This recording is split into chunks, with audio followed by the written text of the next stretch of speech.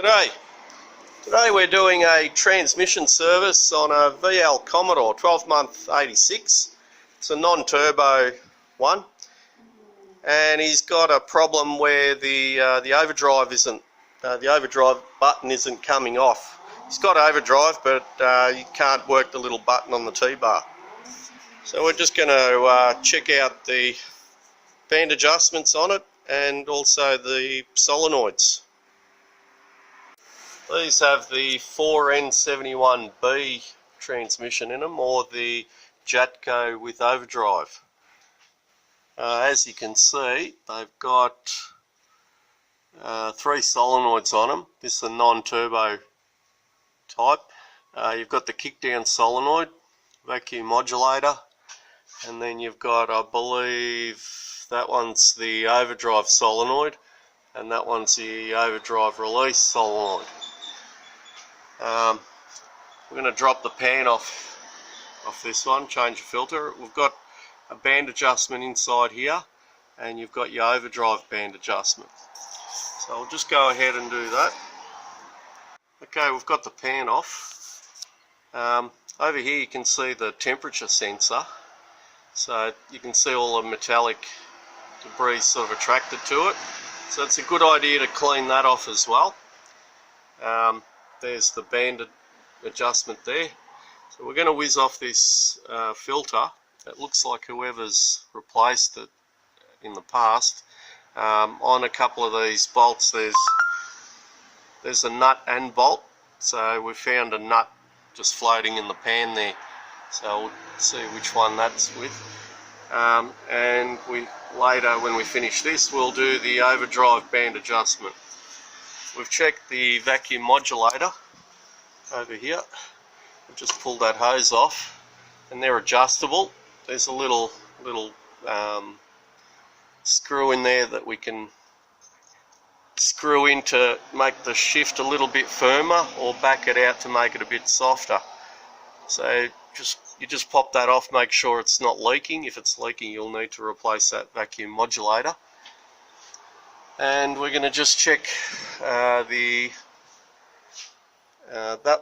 I actually had another look. That's the lock-up solenoid, the lock-up converter solenoid, and then you've got your overdrive solenoid over here, and your kickdown solenoid. So this one here, the overdrive isn't working, so we've got to see if it's a broken wire or if that solenoid's working properly. Now on our little chart there, you can see it's got the Commodore 4-speed Jatco with overdrive. The low band, which is the internal band adjustment, is 13.5 Newton meter, back off 3 turns. And the overdrive band, which is the external band, is 8.5 Newton meter, back off 2 turns. So we just make a note of how many turns it goes in before the little tension wrench clicks, just to take a note of how worn it is. So if it's gone in more than 3 turns, we'll know it's a little bit worn. Okay, we're just going to do the band adjustment. So 17mm and 8mm.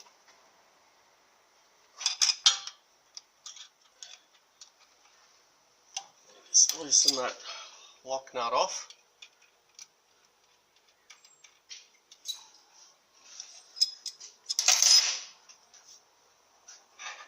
And we've set our 13.5 Newton meter, which is basically 120 inch-pound. And we count how many turns. 1, 2, 3. This one is a bit worn. It should be 3 turns.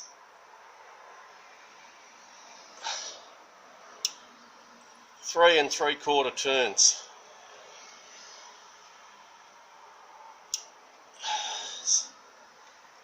So we back off 3 turns. 1,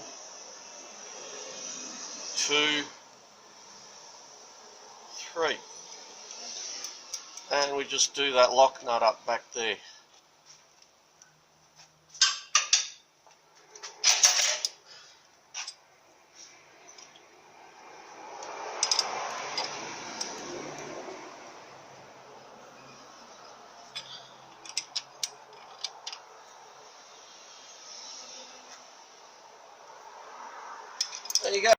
And before we forget, we just give this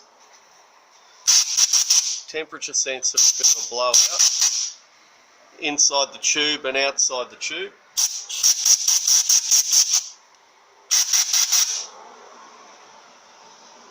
There we go, we can put the filter back on here. Okay, we've got the overdrive band, so we just do the same, loosen it and adjust it up 8.5 Newton meter, or about 75 inch-pound, back off 2 turns. And we've got that on 75 inch-pound. We're just going to count 1,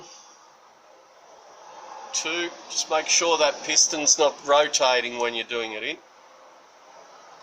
And that one's pretty worn as well. So we've got 2,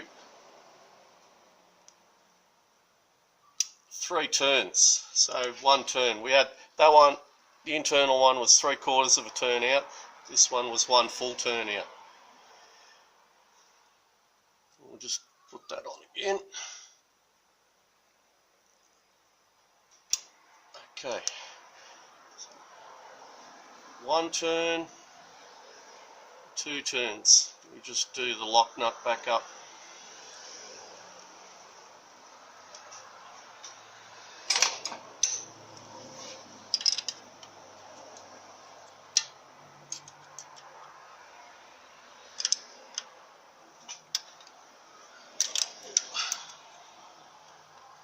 A little bit awkward with those cooling pipes there. Okay. There is a little gasket there in this situation. We haven't torn it or anything like that. It wasn't leaking there, so we're just going to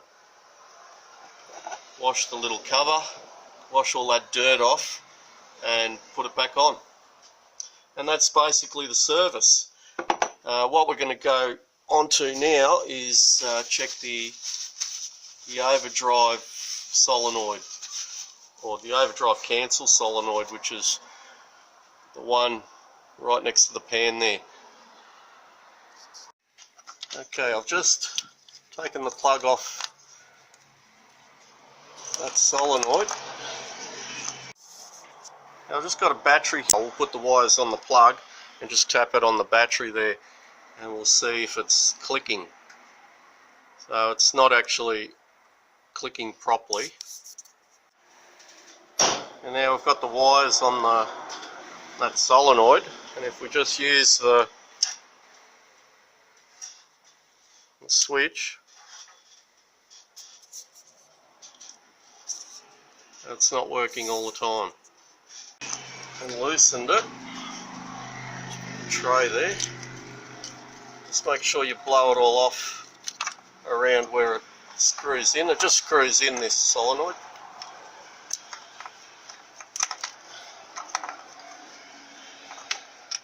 There we go. There it is. Okay, I've got the overdrive cancel solenoid there, and we've got about 11 volts in it there. And there we go. You can just see it's barely shuttling through there. It's sort of, I don't know if you can see the little valve in there. I'm applying it and it just slowly slides back.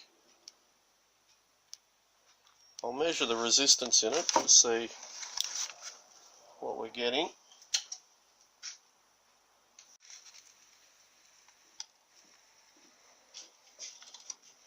And we've got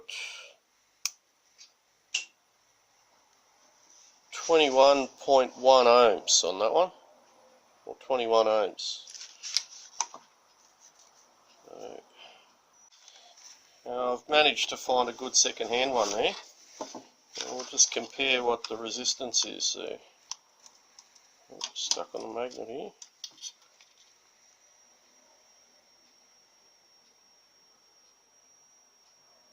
Got about 19.3, so definitely a lot less resistance going through this one. I'll hook up the power. Okay, I've hooked up the same voltage, 11.2 It's 11.1 volts actually. Oh yeah, that's snapping through a lot better. I don't know if you can see that. You can even hear it snapping through. The other one just seems to be it'll apply, but very weakly, and then slide back very slowly. So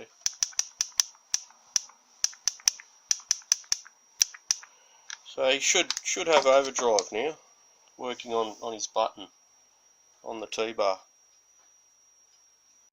There we go, we've got the plug back in. We put a bit of WD-40 in there on the connection and put the good second-hand solenoid on there. So just fill it up with oil and just make sure it's working okay now.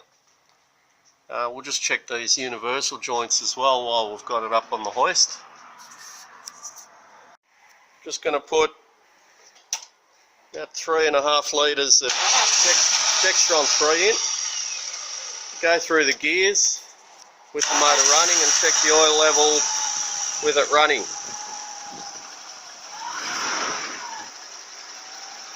There we go. Got the little button on the T-bar working again.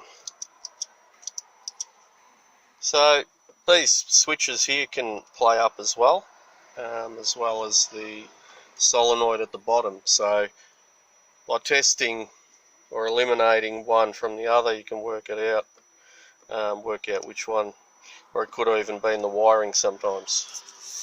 Anyway, I hope that's helped somebody do a repair on their VL Commodore. Thank you for watching.